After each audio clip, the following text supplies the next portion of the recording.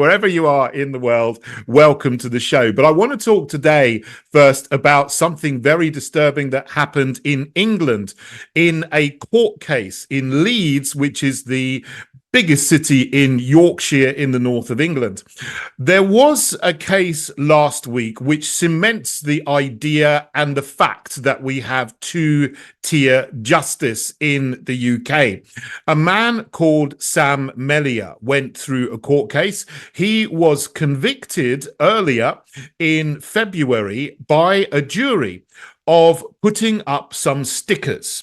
The stickers he put up were pretty innocuous. They said things like "White Lives Matter" and "It's okay to be white."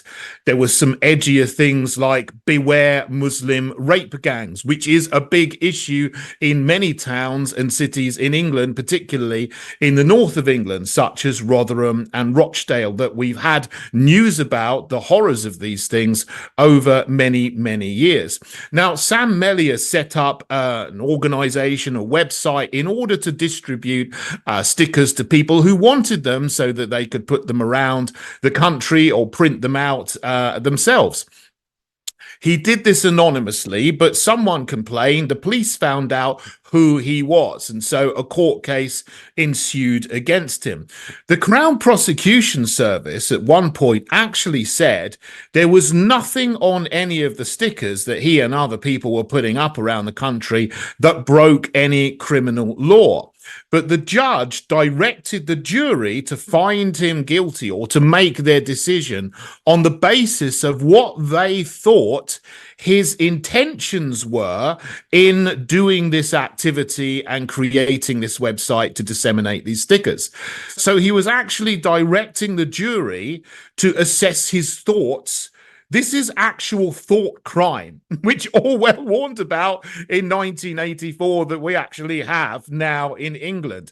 He didn't do anything wrong. The prosecution service said he didn't do anything wrong, but he was found guilty because of what someone thought he thought inside in his mind about why he was doing this. Later on, and last week actually, the sentencing hearing came up, so he went into the court hoping that he would be set free. He would just get community service or a suspended sentence. But the judge sentenced him to 2 years in prison. He probably serve at least a year of that if he gets out early for good behavior. This is utterly appalling. And what happened here is he's fallen foul of something that I don't think should even be in law at all, which is the whole idea and edifice of hate crime. Hate should not be a concept in law because it is subjective. But since the 1970s in the UK, in English law, we have had legislation being introduced, one piece after another, that introduces the idea of hate as a criminal offence. First of all, it's racial and religious hatred. There was an act in 1976. Then there was the Public Order Act in, I think, 1984.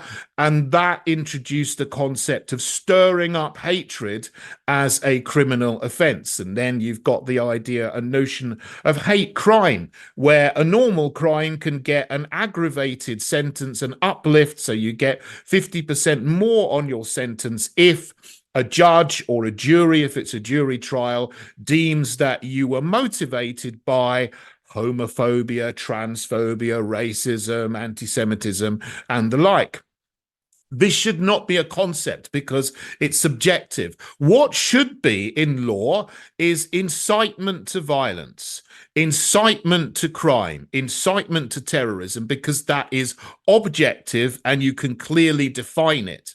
When the law is based on people's subjective feelings or their thoughts about what someone else is thinking inside, it becomes a complete mess. And you get this situation where pretty much an innocent man has now been put in prison just for putting up fairly innocuous stickers around Leeds and letting other people and facilitating other people to do this around the country. At the same time, we have other judgments of things which you might think are even more serious, where the perpetrators and the criminals have got let off with a slap wrist. It was in a recent case, a Kuwaiti migrant who is 21 years old was found guilty of 3 counts of sexual abuse and 1 count of sexual abuse by penetration of a 12-year-old girl. This Kuwaiti migrant was in a grooming and rape gang in Newcastle. His sentence, 180 hours of community service. Sam Melia's sentence for putting up stickers, 2 years in prison. This doesn't make sense. We have two-tier justice now in England, and it's wrong. And it's happening because many of the judges are activist judges. They've gone through university courses where they're indoctrinated with critical race theory and cultural Marxism, and then they have to show their allegiance to the diversity, equality, and inclusion agenda to get a job in the chambers as a barrister, to climb up the ladder, to become a King's Counsel, and then ultimately to become a judge. That these people are unelected, and this is very dangerous because they make case law which sets a precedent in common law, and if this is not overturned, this will be a precedent that sticks and holds. This needs to be appealed and overturned, and the two-tier justice system that has been created in England by the whole edifice of putting hate as a concept in law and allegiance to the diversity agenda needs to be gone. So do the activist judges, because what they're doing is repugnant.